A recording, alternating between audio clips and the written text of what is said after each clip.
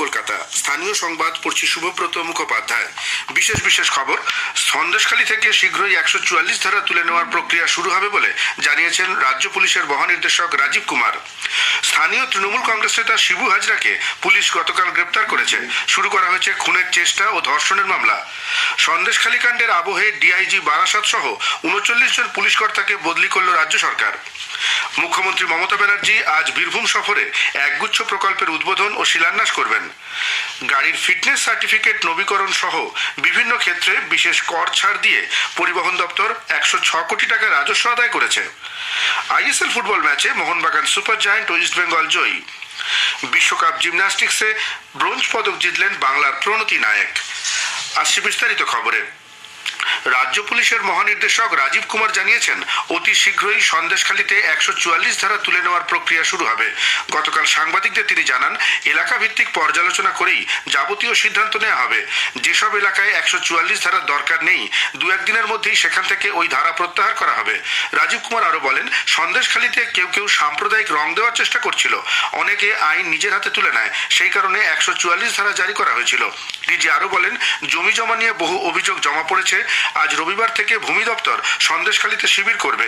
সেই শিবিরে স্থানীয় বাসিন্দারা তাদের অভিযোগ নথিভুক্ত করতে পারবেন। সন্দেশখালীর তৃণমূল নেতা শিবপ্রসাদ ওরফে শিবু হাজরাকে পুলিশ গতকাল ন্যাজার থানা এলাকা থেকে গ্রেপ্তার করেছে। সন্দেশখালী কাণ্ডের তদন্তে পুলিশ সম্প্রতি গণধর্ষণ ও খুনের চেষ্টার ধারা যোগ করেছে। তাতে অভিযুক্ত হিসাবে নাম রয়েছে শিবু হাজরা ও উত্তম সর্দারের। আজ শিবু হাজরাকে বসিরহাট আদালতে পেশ করা হবে। উল্লেখ্য, সন্দেশখালী 2 নম্বর ব্লকের সভাপতি শিবপ্রসাদ হাজরা শেখ শাহজাহানের ঘনিষ্ঠ ছিলেন। গত 5ই জানুয়ারি শাহজাহানের বাড়িতে তল্লাশি করতে গিয়ে ইডির আধিকারিকরা আক্রান্ত হন। তারপর থেকেই তিনি নিখোঁজ ছিলেন। গত 7ই ফেব্রুয়ারি এলাকার মহিলারা ওই তৃণমূল নেতার বিরুদ্ধে নারী নির্যাতনের অভিযোগে বিক্ষোভ দেখান। ভাঙচুর চলে জেলা পরিষদের সদস্য উত্তম সর্দার এবং শিবু হাজরার বাড়ি ও খামারে।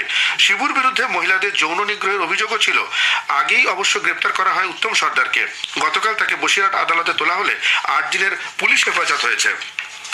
সন্দেশখালী কাণ্ডের প্রতিবাদে ও শেখ শাহজাহানের গ্রেপ্তারের দাবিতে পথে গণতান্ত্রিক মহিলা সমিতি গতকাল বর্ধমানে বিক্ষোভ দেখায়। বর্ধমানের কার্জন গেট চত্বরে রাজ্যের পুলিশ মন্ত্রী তথা মুখ্যমন্ত্রী মমতা বন্দ্যোপাধ্যায়ের কুশপুতুল দাহ করা হয়। সমিতির সদস্যরা বর্ধমান স্টেশনে জমায়েত হন। সেখান থেকে তারা মিছিল করে কার্জন গেট চত্বরে জিটি রোড অবরোধ করে বিক্ষোভ দেখায়। অপ্রীতিকর ঘটনা এড়াতে কোর্ট কম্পাউন্ডের দিকে রাস্তায় ব্যারিকেড করে দেওয়া হয় পুলিশের পক্ষ থেকে। সমিতির রাজ্য নেত্রী অঞ্জু কর অবিলম্বে দোষী তৃণমূল নেতাদের গ্রেপ্তার ও তাদের শাস্তির দাবি জানান। বিজেপি রাজ্য সভাপতি সাংসদ সুকান্ত মজুমদার বলেছেন, সন্দেশখালীতে স্থানীয় মানুষের মধ্যে আতঙ্কের পরিবেশ তৈরি করতেই তৃণমূল কংগ্রেস সভা করার পরিকল্পনা গ্রহণ করেছে। দিল্লি রওনা হওয়ার আগে গতকাল তিনি সাংবাদিকদের বলেন, 144 ধারার অজুহাতে তাকে সেখানে যেতে দেওয়া হয়নি, অথচ শাসক দলের নেতাকর্মীরা সেখানে অবাধে ঘুরে বেড়াচ্ছেন। ওই অঞ্চলে শিশুদের উপর কোনো অত্যাচার হয়নি বলে রাজ্য শিশু অধিকার সুরক্ষা কমিশন জানিয়েছে। কমিশনের সদস্যরা শাসক দলের অঙ্গুলি হেলানোই চলছে বলে কটাক্ষ করেন শ্রী মজুমদার। বিজেপি রাজ্য সভাপতি আরো জানান, তিনি সন্দেশখালীর পরিস্থিতি সম্পর্কে প্রধানমন্ত্রী ও স্বরাষ্ট্রমন্ত্রীকে জানাবেন। দলের দুদিনের জাতীয় সম্মেলনে যোগ দিতে শ্রী মজুমদার গতকাল দিল্লি রওনা হন। সন্দেশখালীতে সাধারণ মানুষের সঙ্গে কথা বলতে রাজ্যের 3 মন্ত্রী আজ সেখানে যাচ্ছেন। সন্দেশখালী 1 নম্বর ব্লকে ন্যাজার থানা এলাকায় শেহরা রাধানগর গ্রাম পঞ্চায়েতে স্থানীয় বাসিন্দাদের সঙ্গে রাজ্যের 3 মন্ত্রী ব্রাত্য বসু, পার্থ ভৌমিক এবং সুজিত বসু কথা বলবেন বলে সূত্রের খবর।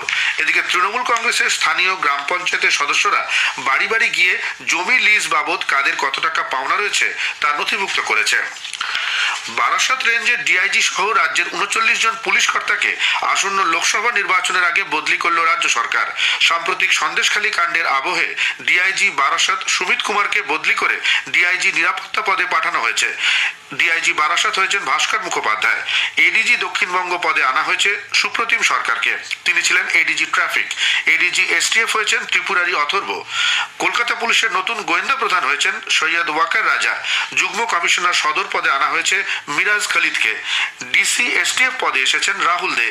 অতিরিক্ত কমিশনার হয়েছেন সন্তোষ পান্ডে, ধ্রুবজ্যোতি দে, সলোমন নেসা কুমার এবং অশেষ বিশ্বাস। মুখ্যমন্ত্রী মমতা ব্যানার্জি আজ বীরভূমের সিউড়ির পুলিশ লাইন মাঠে প্রশাসনিক সভা করবেন। বিশ্ব বাংলা বিশ্ববিদ্যালয়ের ক্যাম্পাস সহ 1440 কোটি টাকা বিনিয়োগে বিভিন্ন প্রকল্পের উদ্বোধন ও শিলান্যাস করবেন তিনি।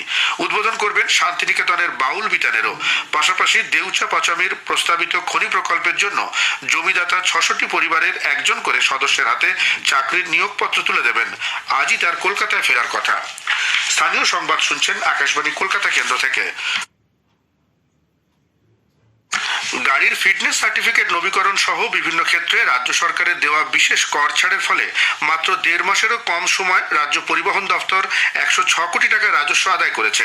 পরিবহন মন্ত্রী স্নেহাশিস চক্রবর্তী গতকাল বিধানসভায় এই তথ্য জানিয়েছেন। চলতি বছরের ১ জানুয়ারি থেকে চালু হওয়া এই প্রকল্পের সুবিধা নিয়েছেন ৭০,০০০ গাড়ির মালিক। পথকর বকেয়া মিটিয়েছেন ৯০,০০০-এরও বেশি।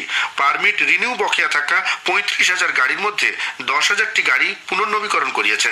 ছাড়ের সময়সীমা আরও বাড়ানোর পরিকল্পনা রয়েছে বলে জানিয়েছে পরিবহন দপ্তর। এদিকে ব্যক্তিগত ও বাণিজ্যিক গাড়ির মালিকদের কর প্রদানে উৎসাহিত করতে রাজ্য সরকার মোটরযান আইন সংশোধনের সিদ্ধান্ত নিয়েছে। এই উদ্দেশ্যে সংশ্লিষ্ট আইনের একটি সংশোধনী গতকাল রাজ্য বিধানসভায় গৃহীত হয়।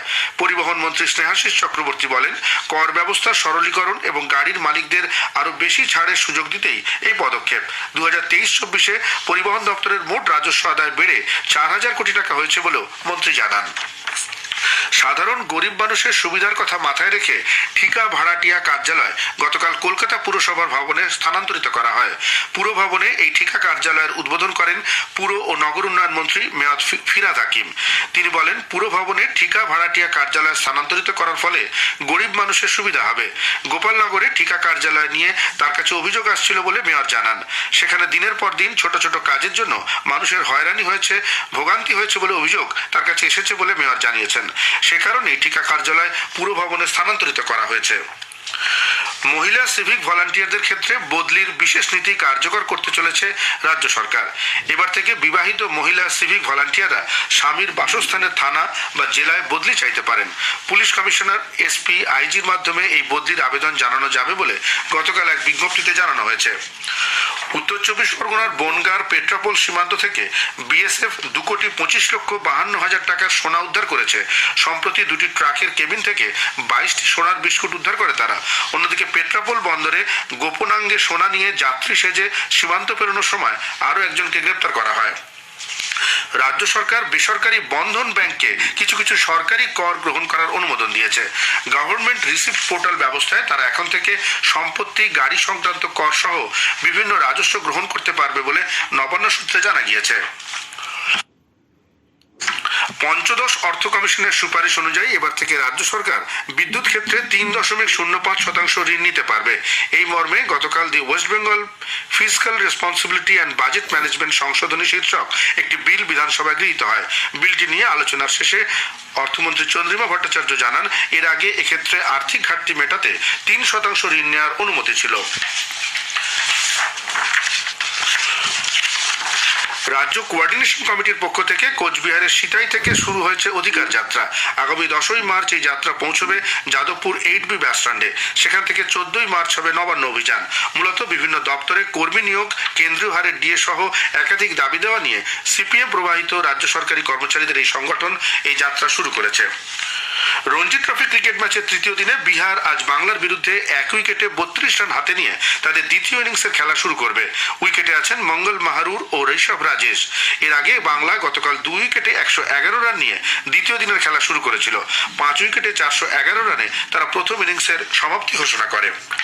যুব ভারতী ক্রীড়াঙ্গনে গতকাল আইএসএল ফুটবলের ম্যাচে মোহনবাগান সুপার জায়ান্ট 4-2 গোলে নর্থ ইস্ট ইউনাইটেড এফসিকে হারিয়ে দিয়েছে। মোহনবাগানের পক্ষে Liston Colaco, Jason Cummings, Dmitry Petratos এবং সাহাল আব্দুল সামাদ গোল করেছেন। নর্থ ইস্ট ইউনাইটেডের টমি জুরিচ 2টি গোল করেন। মোহনবাগান 14 ম্যাচে 29 পয়েন্ট নিয়ে লিগ তালিকার দ্বিতীয় স্থানে উঠে এসেছে।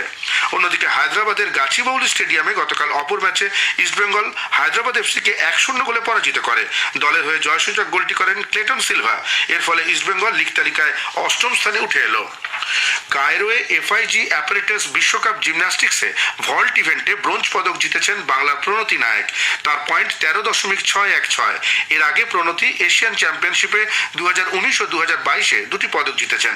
দীপা কর্মকার শেষ করেন 5ম স্থানে, তার পয়েন্ট 13.383। শেষ করার আগে স্থানীয় সংবাদের বিশেষ কিছু অংশ আরও একবার। সন্দেশখালী থেকে শীঘ্রই 144 ধারা তুলে নেওয়ার প্রক্রিয়া শুরু হবে বলে জানিয়েছেন রাজ্য পুলিশের মহানির্দেশক রাজীব কুমার। স্থানীয় তৃণমূল কংগ্রেস নেতা শিবু হাজরাকে পুলিশ গতকাল গ্রেপ্তার করেছে। সন্দেশখালী কাণ্ডের আবহে ডিআইজি বারাসাত সহ 39 জন পুলিশ কর্তাকে বদলি করল রাজ্য সরকার। স্থানীয় সংবাদ শেষ হলো।